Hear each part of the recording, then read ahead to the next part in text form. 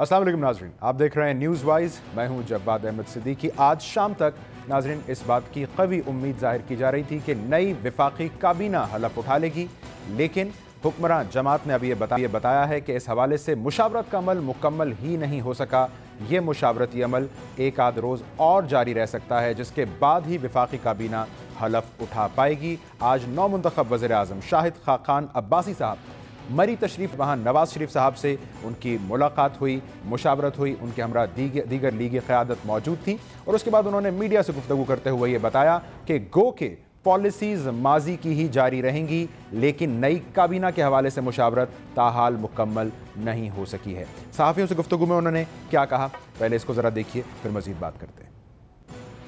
मुल्क में वज़ीर-ए-आज़म तो बदल सकता है, लेकिन पॉलिसी जो है वो बरकरार रहती है। इसके अलावा जो काबीना नई हल्फ उठाना है उसके बारे में मुशावरत हुई और इंशाअल्लाह अगले एक दो दिन में काबीना हल्फ उठा लेगी। चौधरी निसार साहब आपकी काबीना का हिस्सा बनने के लिए तैयार है? ये फैसले उन्होंने भी करने हैं, हमने भी करने हैं, ये सब मिलकर मुशावरत जारी है और उसके बाद ही ये मामला फाइनल होंगे। नामुंतखब वज़ीर-ए-आज़म कह रहे थे शख्सियात बदल सकती हैं लेकिन पॉलिसीज़ वही रहेंगी। तहरीक इंसाफ को लेकिन नाज़रीन बज़ाहिर इस पर भी एतराज़ है। तहरीक इंसाफ के रहनुमा फवाद चौधरी साहब ने आज प्रेस कॉन्फ्रेंस की और उन्होंने ये सवाल उठाया कि नई काबीना, उन्होंने इस्तेलाह इस्तेमाल की, रेलू कट्टे वज़ीर-ए-आज़म की होगी या फिर एक नाअहल वज़ीर-ए-आज़म की होगी। सो आप यकीनन आज हम हुकूमती नुमाइंदों के आगे, तहरीक इंसाफ के आगे भी ये सवाल रखेंगे कि अगर ये मुशावरती अमल चल रहा है तो तहरीक इंसाफ को इस पर क्या एतराज़ है। और हुकूमती जमात जब ये कह रही है कि पॉलिसीज़ माजी की ही रहेंगी, ये वज़ीर-ए-आज़म 45 दिन के हैं, वो कल ख़ुद फरमा चुके हैं, तो फिर इतना तवील मुशावरती अमल क्यों कर। इससे हट कर इंतहाई अहम मामला, तहरीक इंसाफ की साबिक़ रहनुमा आयशा गुल अलई, जो कि अब जमात से अपनी राहें अलग कर चुकी हैं, लेकिन सीट के साथ अभी उनका ताल्लुक कायम है कौमी असम्बली की। उनके इल्ज़ामात पर अब इमरान खान साहब की नाअहली के लिए इलेक्शन कमीशन तक एक पटिशन जा पहुंची है। पंजाब असम्बली में उनकी नाअहली के हवाले से एक करारदाद जमा करवाई जा चुकी है और अपोजिशन अब यक जमात होकर पीपल्स पार्टी और PMLN इमरान खान साहब के ऊपर लगने वाले इल्ज़ामात की तहकीकात का मुतालबा कर रहे हैं। सो ये तहकीकात जो कि टेक्स्ट मैसेजेस से मुतल्लक, नाज़ेबा मैसेजेस से मुतल्लिक हो सकती हैं, ये किस नौयत की तहकीकात हो सकती हैं, इस पर भी आज के प्रोग्राम में हम बात करेंगे। मैं आपसे मेहमानों का तारुफ करवाता हूँ। तहरीक इंसाफ के रहनुमा उमर चीमा साहब मुझे ज्वाइन कर रहे हैं। पाकिस्तान मुस्लिम लीग नून की नुमाइंदगी करेंगे आज जान मोहम्मद अचकज़ई साहब और पाकिस्तान पीपल्स पार्टी की सीनियर रहनुमा सिंध असम्बली की डिप्टी स्पीकर शैला रज़ा साहिबा भी प्रोग्राम में हमारे साथ शामिल हैं। तीनों मेहमानों का शुक्रिया। अचकज़ई साहब, मैं आपकी जानिब आता हूँ। मुशावरत नई काबीना की तश्कील पर आपका हक है और यकीनी तौर पर जब हम ये देखेंगे, अब्बासी साहब बड़ा वाज़ेह कहें कि पॉलिसीज़ तो माजी की ही आगे चलनी है, तो ज़रूर सवाल उठेगा कि फिर मुशावरत क्यों कर इतनी तवील हो गई कि काबीना ने आज हलफ उठाना था, नहीं उठा सकी। अच्छा, इसमें तो मैं समझता हूँ कि कोई ऐसी साजिशी नज़रिया इसमें छुपा नहीं है। विजन तो प्राइम मिनिस्टर अवामी वज़ीर-ए-आज़म नवाज शरीफ साहब का है। टीम अलबत्ता उसमें नए लोग आ सकते हैं, नए चेहरे आ सकते हैं, उनकी टैलेंट और मयार को भी परखा जा रहा है, उनकी परफॉर्मेंस और बाकी जो मिनिस्ट्रीज़ हैं, वज़रा हैं, उनकी परफॉर्मेंस को भी देखा जा रहा है। तो यकीनन मशावरत का ये अमल 24 आवर तो ले सकता है, लेकिन जो अहम बात ये कि जो खिलात या अनसर्टेनिटी वो ख़त्म हो गई है। जमहूरियत वापस जो डिरेल हो गई थी और एक ऐसी सूरत हाल थी कि मुल्क जो है चीफ एग्जीक्यूटिव के बगैर था, एक फंक्शनिंग हुकूमत के बगैर था, एक नया आइनी बहरान की तरह एक सूरत हाल पैदा हो गई थी। सुप्रीम कोर्ट के फैसले के बाद वो खला पुर हो गई है। तो उम्मीद है कल जो है नई काबीना भी ओथ लेगी और we will get on with the job. तो अच्छा साहब, आपने फरमाया कि वज़रा की कारकर्दगी का जायज़ा लिया जा रहा है, ये कौन ले रहा है? अब्बासी साहब जायज़ा ले रहे हैं वज़रा की कारकर्दगी का, या नवाज शरीफ साहब अपनी पुरानी काबीना की कारकर्दगी का जायज़ा लेकर फैसला करेंगे? नवाज शरीफ साहब का विजन, उनका इनपुट, उनकी ब्लेसिंग के बगैर नई काबीना नहीं बन सकती। बेशक सुप्रीम कोर्ट ने जो है कि फैसले को हमने इम्प्लीमेंट करवाया है, लेकिन उन्हीं का विजन जो है ये कैबिनेट आगे लेगी। वो पाकिस्तान के आवाम के साथ जो उनका प्रॉमिस वादा है, उसी वादे पे आज भी हम कायम है और ये वादा हम डिलीवर करेंगे बाय 2018। इसलिए जो है ये पूरी जो मैंने आपको इशारा में बताई, ये इंडिकेटर्स जो हैं वो रिव्यू की जा रही हैं। ठीक है उमर चीमा साहब, मुशावरत के ऊपर तहरीक इंसाफ को एतराज़ क्या है? आज नहीं कल, वरना परसों हलफ उठा लेगी काबीना इंशाअल्लाह।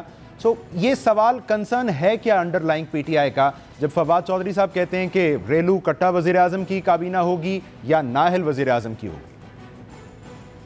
शुक्रिया जमात। देखें, सबसे पहले एक तो ये कि जब तवक्को ही जा रही थी कि जब मियां नवाज शरीफ नाहल हुए तो उसके बाद जो है PMLN कोई जो है अपनी गलतियों से सबक सीखेगी और अपने अंदर से कोई ऐसा शख्स सामने लेके आएगी जिसके ऊपर कोई ऐसे करप्शन चार्जेस ना हो। लेकिन लगता है कि कोई नहीं मिला, जो सबसे क्लीनेस्ट आदमी इनको मिला, उसके ऑलरेडी 12 अरब के जो है वो उस पर केस उस पर ऑलरेडी नैब में चल रहे हैं। और ये जो मुशावरत कहा जा रहा है, ये पता नहीं किसको बेवकूफ़ बनाने की कोशिश कर रहे हैं। सबको पता है कि अब ये सिर्फ जो है माले गनीमत की बंदरबांट हो रही है, ये इलेक्शन ईयर है और इनकी कोशिश है कि ज़्यादा से ज़्यादा जो अपने इत्तेहादी हैं या बाकी जो लोग हैं उनको कर सकें। जहाँ तक परफॉर्मेंस की बात है, परफॉर्मेंस तो आपको भी पता है कि PMLN और मियां नवाज शरीफ और उनके पूरे जो ये करप्शन इनकॉर्पोरेशन जो थी, इस सारी की जो परफॉर्मेंस थी वो तो थी सिर्फ करप्शन बेस्ड थी। सो अगर तो ये होना कि कौन ज़्यादा वजीर ज़्यादा पैसे कमा के दे सकता है उसके ऊपर बात हो रही तो उसका मैं कुछ नहीं कह सकता। लेकिन ये कि जो एक बात उन्होंने सही की कि वही तसलसल वही नज़र आ रहा है कि वही चोर बाजारी, वही नाहली, वही करप्ट लोगों को जो है प्रमोट किया जाना, वही पुराना तरीका है वारदात। जिस तरह आपने मुखालफीन के ऊपर कीचड़ उछालना, आपकी बात करती है, मुझे लग रहा है पीटीआई भी ओवरबोर्ड चली जाती है। ये चोर बाजारी, वही लूटमार। इमरान खान साहब भी माजी में कह चुके हैं कि अब फरिश्ते तो नहीं उतारे जाएंगे, जो MNAs बैठे हैं वहीं से काबीना बननी है, वही लोग हैं। वज़ीर आज़म पर इल्ज़ामात थे, कोर्ट ने उन्हें सजा दे दी। सो अब क्या करें? अब आप इशारा कर रहे हैं कि असेंबलियां तहलील कर दें, नए लोग। बात यही है ना, एक सेकंड, इस सारे अमल से सबक सीखना चाहिए। जान अचकज़ई साहब, I go back to Umar Cheema साहब, वो हवाला ही दे रहे हैं कोई सबक नहीं सीखा आपने। वो दोबारा अब्बासी साहब को ले आए हैं जिनके ऊपर LNG केस भी चल रहा है नैब में। पहली बात तो ये कि नैब ने वजाहत कर दी कि कोई केस नहीं चल रहा, तो मैं समझता हूँ कि ये खबरें PTI जो है इल्ज़ाम के हद तक तो क्रिएट करने की माहिर है, लेकिन फैक्ट ये है कि कोई भी उन पर एलिगेशंस नहीं है जो अंडर इन्वेस्टिगेशन है नैब में। लिहाजा मैं समझता हूँ कि being anchor please check your facts.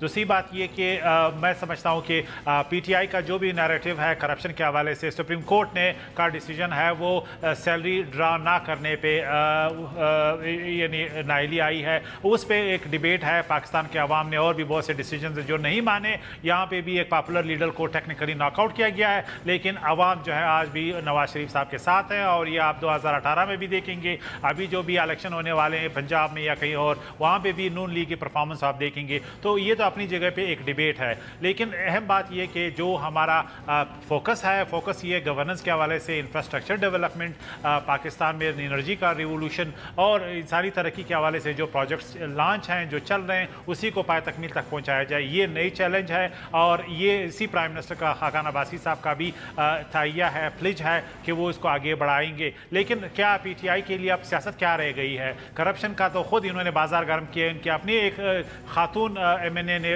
खटक साहब पे इल्जामात लगाए कि वो इमरान खान साहब की किचन चला रहे हैं। अब इन इन्वेस्टिगेशन, अब इनकी कोई इन्वेस्टिगेशन उस पर जाएंगे, अचकज़ई साहब उस पर करेंगे, बड़ी तफसीली बात करेंगे। आप अपडेटेड हैं जो मुशावरती अमल चल रहा है आपकी जमात में, वज़ीर दाखिला, वज़ीर खारिजा, इस हवाले से मुशावरत हो क्या रही है जमात के अंदर? आप अपडेटेड हैं इस पर? देखिए, मैं स्पेकुलेट नहीं करना चाहता, ये प्रिविलेज है प्राइम मिनिस्टर का और अवामी वज़ीर आज़म नवाज शरीफ साहब का, और हमें ज़्यादा इंतज़ार नहीं करना पड़ेगा, कल तक हमें पता चल जाएगा। यकीनन बहुत से पोर्टफोलियोज़ बदले जाएंगे, रीशफलिंग होगी, नए नाम भी सामने आ रहे हैं, रीशफलिंग हो सकती है। चीमा साहब, आप कह रहे थे कि सबक नहीं सीखा नून लीग, अब ज़रा उसकी वजाहत भी कर दें, आप सबक क्या सिखाना चाह रहे थे नून लीग को? देखिए, सबक सीखने की बात यह है कि ये एक जो बात ये करते हैं एहतसाब, मैं आपसे ही गुजारिश कर रहा था कि सब ने वादा किया था कि एक बिला इम्तियाज़ एहतसाब का यहाँ पे एक साफ शफाफ निज़ाम बनाया जाएगा। सो लिहाजा प्राइम मिनिस्टर के इस नाइली के बाद तो ज़रूरत तो इस बात की कि अगर तो वाकई अगर सिंसेयर होते हैं मामला को ठीक करने में, इस मुल्क के अंदर करप्शन का खात्मा करने के लिए, तो सुप्रीम कोर्ट ऑलरेडी नैब, FIA, FBR, ये वो इदारे हैं जिनको ऑलरेडी कह चुकी है कि इनके सरबराहान जो हैं वो अपनी ज़ाती जो है पसंद नापसंद की बुनियाद के ऊपर लगाए गए, उनको मेरिट पे नहीं लगाया गया, जिसकी वजह से वो ये जो अमल जो था अकाउंटेबिलिटी का, वो किसी तौर पे भी जो जिस तरह से होना चाहिए था उस तरह नहीं हो सका। सो लिहाजा अब तो ज़रूरत तो ये होनी चाहिए कि पार्लियामेंट के अंदर, क्योंकि ये इलेक्शन ईयर है, आपके इलेक्टोरल रिफॉर्म्स के ऊपर फौरी तौर पर काम करने की ज़रूरत है और अकाउंटेबिलिटी का एक प्रोसेस, कॉन्टिन्यूस प्रोसेस को चलाने के लिए ये इदारे जिनका काम है कि वो एक चेक एंड बैलेंस का जो है उसको इंश्योर करें, उन इदारों की कैपेसिटी बिल्डिंग की ज़रूरत है। वरना फिर वही रोना धोना होगा, वही सिर्फ ये होगा, इल्ज़ाम तराशियाँ तो होती रहेंगी, लेकिन अमली तौर के ऊपर जो है करप्शन का खात्मा इस तरह से तभी मुमकिन हो पाएगा अगर इदारे मजबूत किए जाएँ। ठीक है, आपने कहा इदारे मजबूत किए जाएँ। मैं इस मौके पर आज चेयरमैन सेनेट रज़ा रब्बानी ने जो बात कही है नाजरीन, उसको ज़रूर कोट करना चाहूँगा। उन्होंने आज ये कहा है कि सबसे कमज़ोर तरीन इदारा पार्लिमान का रहा है, जो चाहता है पार्लिमान पर चढ़ाई कर देता है। So I will bring that to you Achakzai साहब। कल नवीद कमर साहब ने भी मशवरा दिया अब्बासी साहब को कि आपको जो असल एडवाइस है, मुशावरत है, वो इस ऐवान से मिलेगी। आज अब्बासी साहब जब ये कहते हैं कि पॉलिसीज़ तो माजी वाली जारी रहेंगी, सो माजी में तो हमने देखा वज़ीर-ए-आज़म साहब ने भी कोई बहुत ज़्यादा रौनक नहीं बख्शी इस पार्लिमान को, उनकी कैबिनेट के अरकान ने भी नहीं बख्शी। सो अब्बासी साहब कुछ ट्रेंड चेंज करने का इरादा रखते हैं या वो इन्हीं पॉलिसीज़ का हवाला दे रहे हैं कि कंटिन्यूएशन होगी? देखिए, दो बातें। एक ये कि गवर्नमेंट जब मुंतखब होती है तो उनकी तरजीहात होती हैं और वो पॉलिसी इंटरवेंशंस होते हैं। इस हवाले से उनका यानी मतमाया नज़र कि वो पॉलिसीज़ जो हमने शुरू की है 2013 में वो कंटिन्यू रहेगी। रही ये पार्लियामेंट की मौसरियत की बात, यकीनन इसमें कोई दो राय नहीं है कि पाकिस्तान में पार्लियामेंट कमज़ोर है। जो सिविलियन इदारे हैं उनकी कैपेसिटी का इशू है। सियासत जो है वो एक ऐसा नोरा कुश्ती बन गई है कि हमने वो तमाम मयारात और बार जो है वो बहुत नीचे गिरा दिए हैं। जिस तरीके से लैंग्वेज, आदमी बर्दाश्त और दूसरे वैल्यूज़ हमारे सियासत में ख़त्म हो गए हैं, इससे मजमूई तौर पे जो सियासी निज़ाम है वो कमज़ोर हो गया है। लिहाजा ये तमाम सियासी पार्टियों की जो है वो उनके लिए चैलेंज है कि पार्लियामेंट को मौसर बनाए।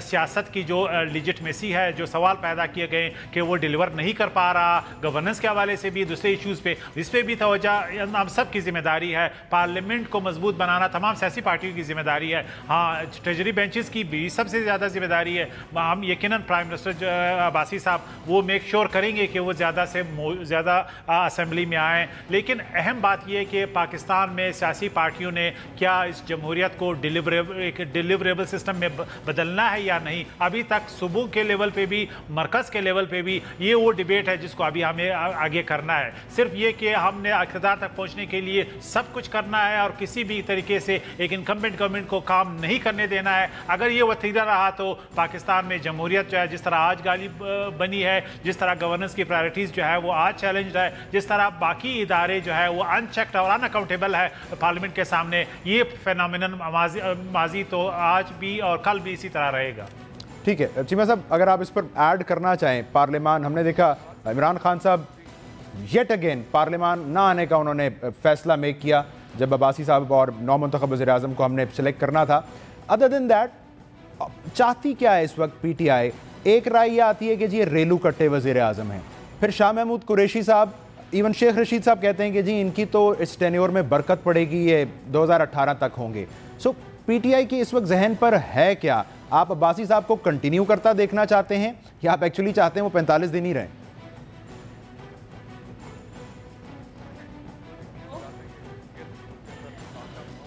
और जो हुकूमत है वो अपना टेन्योर पूरा करे ताकि माजी की तरह फिर से ये दोबारा मजलूम बन के अवाम को बेवकूफ़ बनाने के लिए दोबारा इनको मौका ना मिले। बाकी ये बात रही पार्लियामान की, ये इदारों की मजबूती की, तो अगर इदारे अगर तबाह हैं या पस्ती का शिकार हैं तो यकीनन वो भी इन्हीं की पार्टी की लीडरशिप के मरहून मिन्नत हैं कि जिन्होंने पाकिस्तान का हर इदारा जो है वो उसमें सियासी मुदाखलत करके, करप्शन को फ़रोग दे के, अपने मनपसंद चमचे खर्चे लगा के इदारों को जो तबाह किया है उसका क्रेडिट भी इनको जाता है। और रही बात पार्लियामान, तो पार्लियामान का तकद्दस कैसे बहाल होगा जब 2013 के इलेक्शन के अंदर पाकिस्तान की तमाम बड़ी जमातें कहती हैं कि जनाब रिकॉर्ड धांधली हुई है। तो जब धांधली से एक जाली मैंडेट ले लोग पार्लियामान में आएंगे और वहाँ पे भी जवाब एक फर्द वाहिद की खातिर पूरे सिस्टम को जो है तहस नहस किया जाता है और मुल्क का मुफाद एक तरफ, और यहाँ पे आपने देखा जिस तरह 1.25 साल से पूरी हुकूमत पूरे करते हैं। अब अहम बात यह है कि अब्बासी साहब ने कल कहा था 45 दिनों में 45 माह का काम करना है, लेकिन चूंकि अभी मुशावरत मुकम्मल नहीं हुई है काबीना की तश्कील पर, तो अब लग ये रहा है कि अब उन्हें 44 दिनों में 45 माह का काम करना होगा। इस पर बात करेंगे। नून लीग, कल अब्बासी साहब ने भी कहा, नौमुंतखब वज़ीर आज़म ने, राना सनाउल्लाह साहब वज़ीर कानून है पंजाब के, वो भी कह रहे हैं कि नवाज शरीफ साहब जल्द वापस आएंगे, आ सकते हैं। सो ये नून लीग की किसी कानूनी तैयारी और हिकमत अमली के नतीजे में ये बात कही जा रही है या महज खुश फहमी की बुनियाद पर यह बात कही जा रही है, इस पर भी बात करते हैं इस ब्रेक के बाद।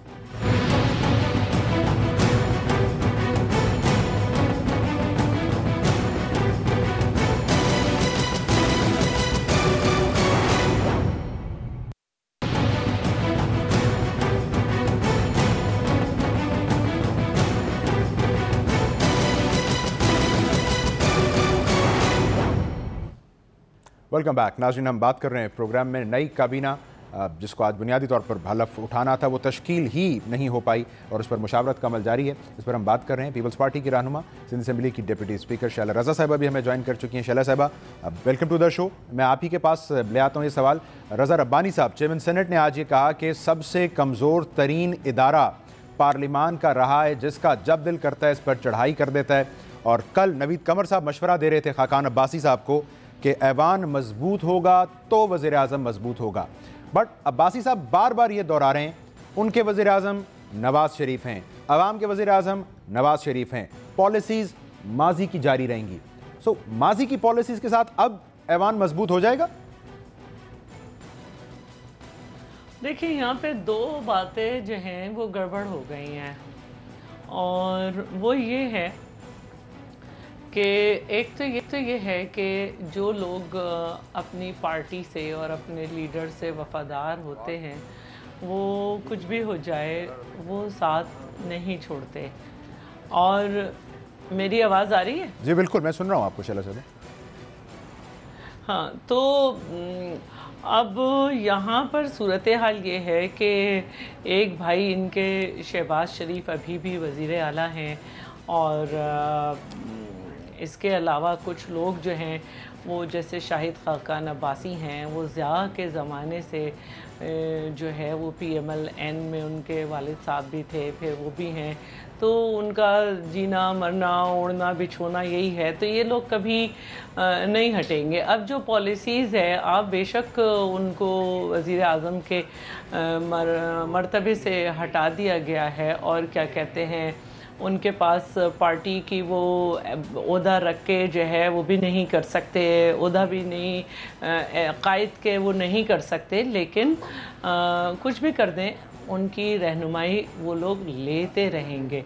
अब रही बात के कामयाबी से आगे बढ़ेगा या नहीं, तो ये तो PMLN को सोचना चाहिए कि ठीक है कि इसाक डार हर साल बजट में एक फ़िगर दे देते हैं कि जी ये इतना है, ये इतना है, लेकिन अल्टीमेटली अगर बजट को सिर्फ गौर से पढ़ें, सिर्फ आइज़ और नेस पे तवज्जो करके पास ना कर दें कि हम 2/3 मेजॉरिटी हैं, तो सबको नज़र आ रहा है कि हमारी एक्सपोर्ट्स में 10% कमी हुई है, हमारी इंपोर्ट्स के बिल बढ़ गए हैं, हमारे जब से IMF से कर्ज़ा लिया जा रहा है इतना कर्ज़ा कभी नहीं लिया गया जितना PMLN की गवर्नमेंट में लिया गया, बिजली पैदा नहीं हो सकी, किसान, हमारी पॉलिसी ज़रा ही नहीं है, किसान बेहाल है।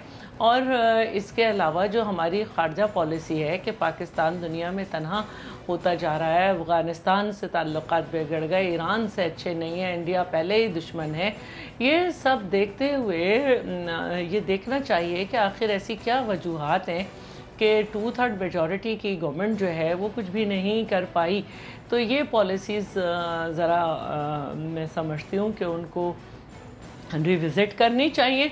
और अगर ये एक सियासी बयान है कि हम अपने लीडर के साथ हैं तो एक अलग बात है, लेकिन जब वो कह रहे हैं कि मैं 45 दिन को 45 महीने करूँगा, तो 4 साल में अगर आपके इन्हीं पॉलिसीज़ पे काम होते हुए कुछ नहीं हो सका तो इस महीने में क्या करेंगे आप?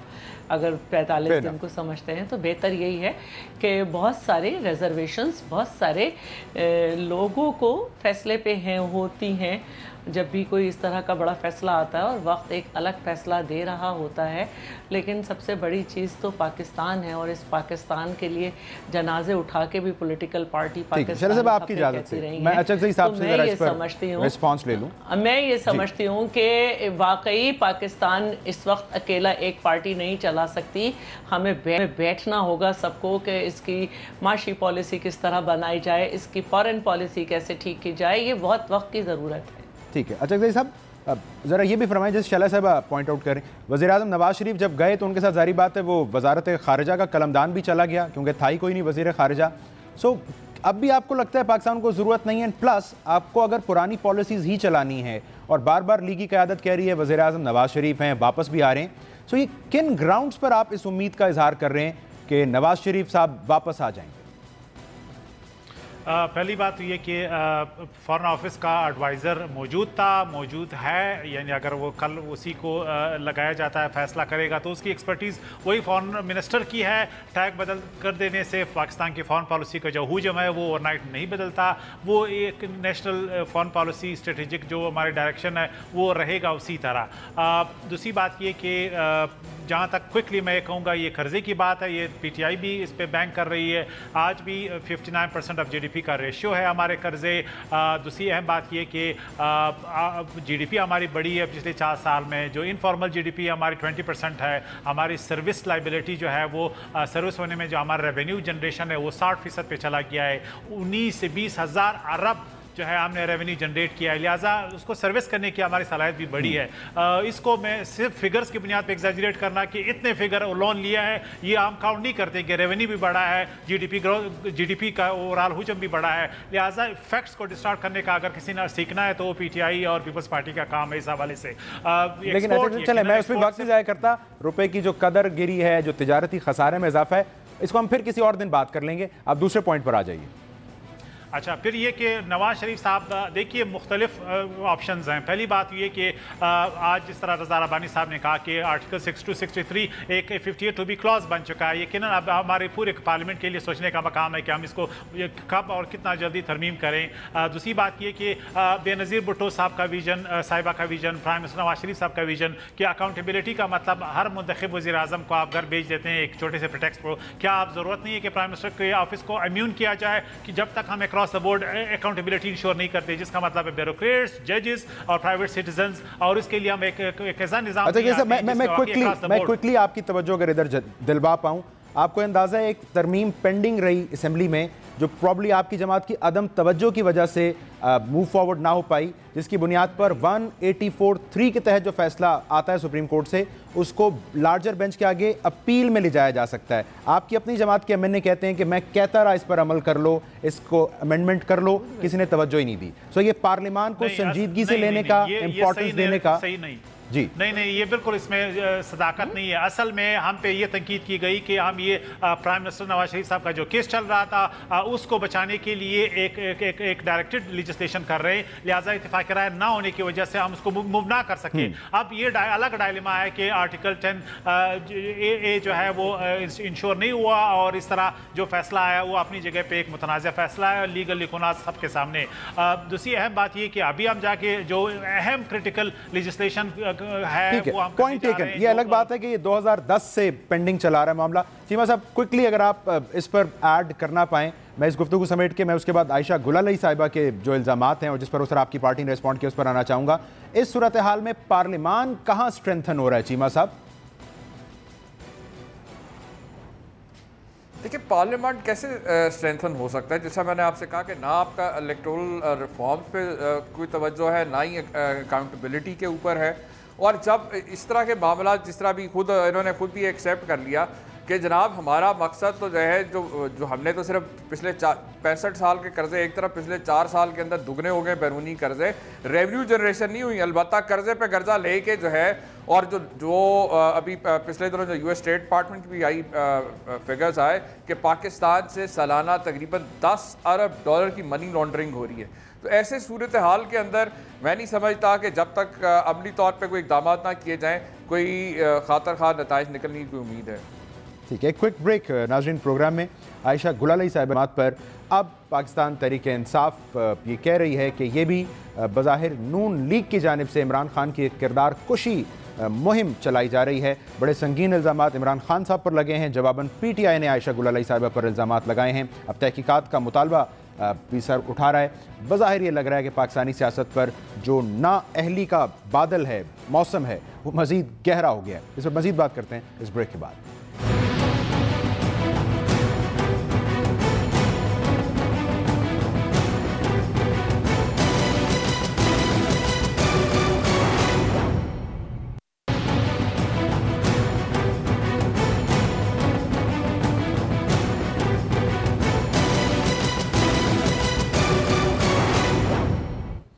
नाज़रीन, गुज़श्ता रोज़ पाकिस्तान तहरीक इंसाफ की मेंबर कौमी असम्बली आयशा गुलालाई साहिबा ने जब ये कहा कि इमरान खान साहब का किरदार अच्छा नहीं है, वो नामुनासिब टेक्स्ट मैसेजेस भेजते हैं ख़वातीन अरकान को पार्टी की, तो उस पर आज तहरीक इंसाफ का रद्द-ए-अमल ये है कि इमरान खान की किरदार कुशी मुहिम का हिस्सा है। इसके लिए गालिबन 5 करोड़ रुपए वसूल किए हैं आयशा गुलालाई साहिबा ने। उनके अमीर मकाम से, जो कि मुस्लिम लीग नून के रहनुमा, उनसे मुलाकात की भी खबरें हैं और अब एक लीगल नोटिस भी भिजवा दिया है PTI ने आयशा गुलालाई साहिबा को लगभग 3 करोड़ का। शाला साहिबा, मैं आपकी जानिब आता हूँ। गुलालाई साहिबा ने कल ये भी कहा कि मुमकिना तौर पर इमरान साहब ने मोहतरमा बेनज़ीर के हवाले से भी कुछ नामुनासिब बातें की हैं किसी पार्टी मीटिंग में, और आज हमने देखा खुर्शीद शाह साहब ने भी कहा कि इसकी बड़ी तहकीकात होनी चाहिए। ये किस किस्म की तहकीकात होनी चाहिए इस मामले में? बज़ाहिर तो हम देख रहे हैं इमरान खान साहब की नाअहली की पटिशन चली गई है अब इलेक्शन कमीशन में इस मामले पर नून लीग की तरफ से। देखिए, जो उन्होंने अपनी पार्टी के अंदर किसी के भी बारे में बात की, किसी भी पॉलिटिकल पार्टी के लीडर के, अच्छी बुरी, ये उनकी पार्टी का इंटरनल मैटर है। और पाकिस्तान पीपल्स पार्टी के ख़िलाफ़ बातें करते रहते हैं लोग, लेकिन सियासत में अखलाकियात और नाइंसाफ़ी का ज़िक्र होता है कि किस किस के साथ की गई, तो फिर वो पीपल्स पार्टी के लीडर्स ही का नाम लेने पे और तारीफ़ करने पे मजबूर होते हैं। तो ये तो कोई मसला नहीं है, लेकिन जो ये बातें हुई कल, इससे मुझे पर्सनली दुख पहुंचा कि किसी पार्टी के लीडर के लिए हुई। और देखिए, इंसाफ सबका हक़ है, चाहे मर्द हो चाहे औरत हो, और मैं समझती हूँ कि इसकी तहक़ीक़ात होनी चाहिए। और कल का दिन हमारे यहाँ बहुत बुरा एक दिन था, उसके बाद से हम अभी तक इस पे बात कर रहे हैं। और मैं ये समझती हूँ कि अब उन्हें लीगल नोटिस दे दिया है और ये हो गया है, तो मैं नहीं समझती कि हम इसको ज़्यादा डिस्कस करें। और उसूलन तो इमरान खान साहब की ज़ात पे हमला हुआ था, उनकी तरफ से नोटिस जाना चाहिए था, पार्टी की तरफ से नहीं जाना चाहिए था। और गुलालाई साहिबा को भी चाहिए कि उन्होंने एक इल्ज़ाम लगाया है तो फिर उसको वो प्रूव भी करें।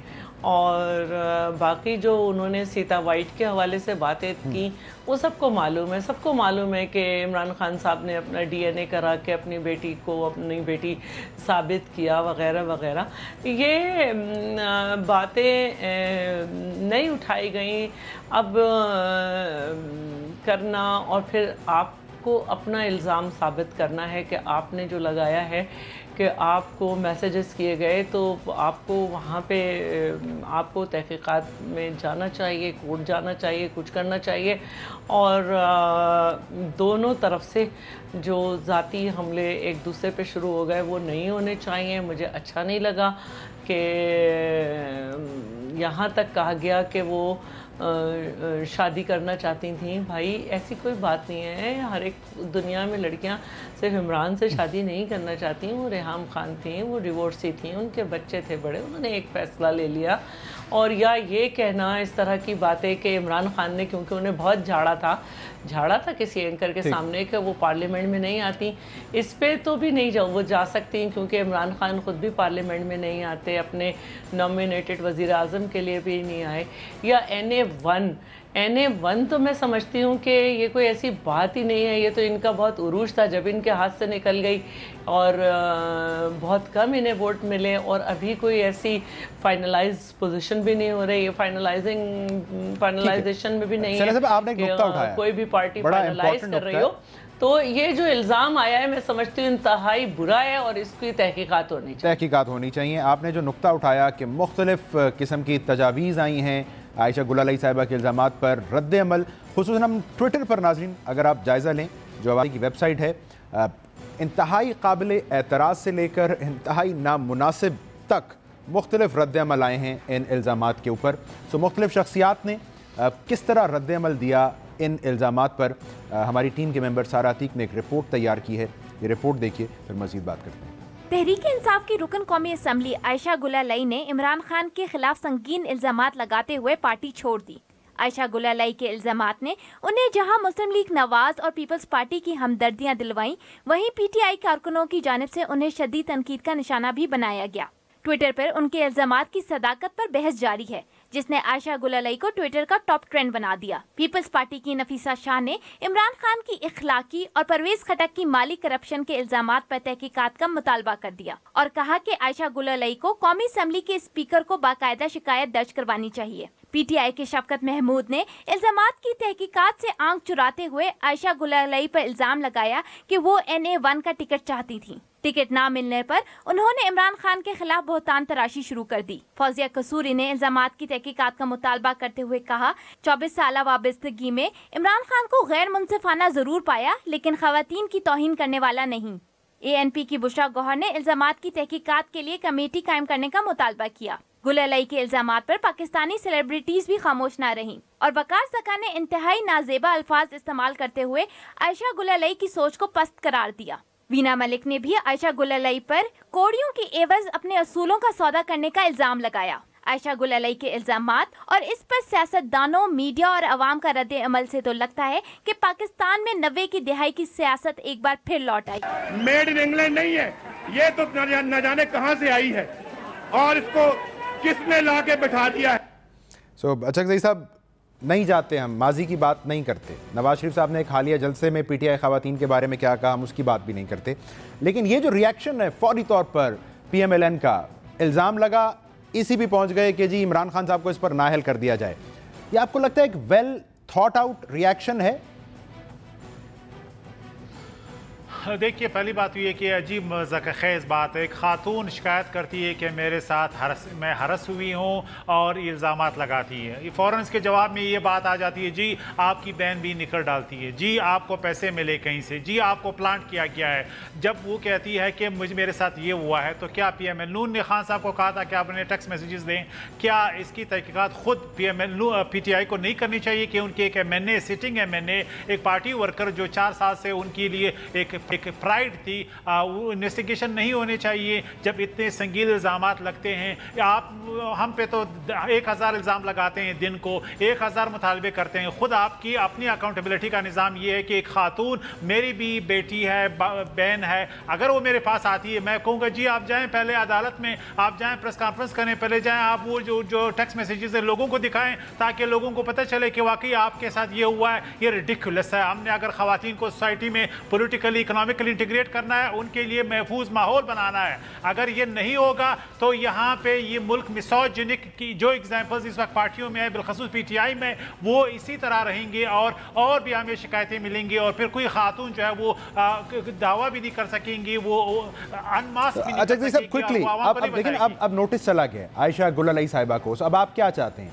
एक लीगल फ्रंट पर आयशा साहिबा जवाब दे दें इस नोटिस का, कोई सबूत है सामने ले आएं, या आप भी चाहेंगे कि इमरान खान साहब से उनका मोबाइल ले लिया जाए और ECP उसका जायजा ले ले कि उसमें कोई मैसेजेस थे नहीं थे? क्या करें?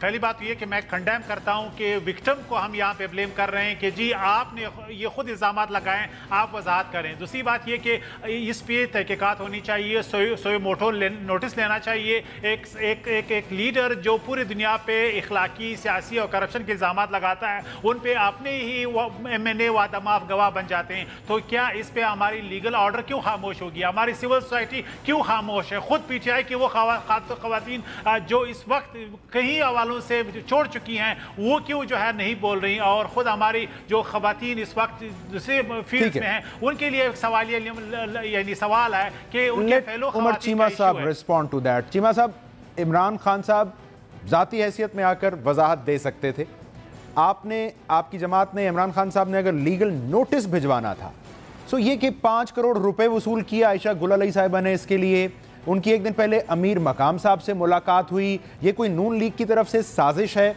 ये सब क्यों जरूरी था जब लीगल नोटिस आपने भिजवाना ही था? बात ये जवाब, अभी तक जितनी गुफ्तगू जान अचकज़ई साहब ने फरमाई है उससे अंदाज़ा हो जाता है कि जिस तरह वो स्पोक्स पर्सन बने हुए हैं आयशा गुलाले के कि सारा मामला क्या है, ये well thought out, well planned, एक प्लांटेड सारा ये सारा सिलसिला था।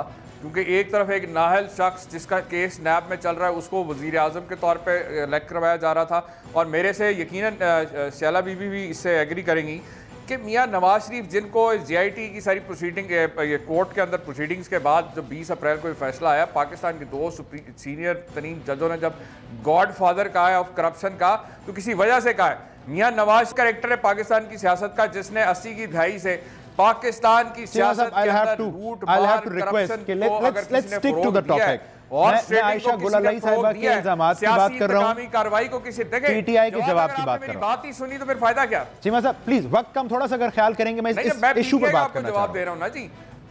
मैं आपको वक्त कम की मैं वही बात कर रहा हूं ना कि आप एक प्लांटेड देखें। बात यह है कि इंतहाई एक जो नामाकूल जो हरकत कल की गई, एक बेसलेस किस्म की बगैर किसी सबूत के इल्जामात लगाए गए। आपकी आवाज नहीं आ रही मुझे। मैं आपको सुन रहा हूं। अब गायब हो गई है। चीमा साहब मैं आपको सुन रहा हूं, आप बात मुकम्मल कीजिए। जी, मैं आपसे गुजारिश कर रहा हूं कि ये सब बेबुनियाद किस्म की जो कल जो सारा ये ड्रामा रचाया गया है, अब उसमें लालच दिया गया है या प्रेशर डाला गया है, जो भी किया गया है, इसमें कोई वजह समझ नहीं आती कि किसी अगर इंटरनल उनको प्रॉब्लम 4 साल बाद एक बीबी जो है इस किस्म की बात करती है और फिर 2 दफ़ा मीडिया टॉक उन्होंने की, लेकिन एक दफ़ा भी एक भी मैसेज जो वो नहीं दिखा सकी, क्योंकि नज़र ये आ रहा है कि 2 दिन पहले फॉरेन फंडिंग वाले केस में, नाअहली वाले केस में जब ये नाकाम हो गए, जब ये कानूनी जंग हार गए नून वाले, तो उन्होंने अपने वही पुराने जो तरीका वारदात है उसके तहत इस किस्म के आप कह रहे हैं कि ये इल्जामात होगी, आप इल्जामात हैं कि किसके कहने नाज बलोच साहिबा ने PTI छोड़ी, किस तरह ये प्लान किया और किस तरह ये सारा प्लान किया। नाज बलोच साहिबा ने PTI छोड़ी, गुल अली साहिबा भी कल उठा रही थी।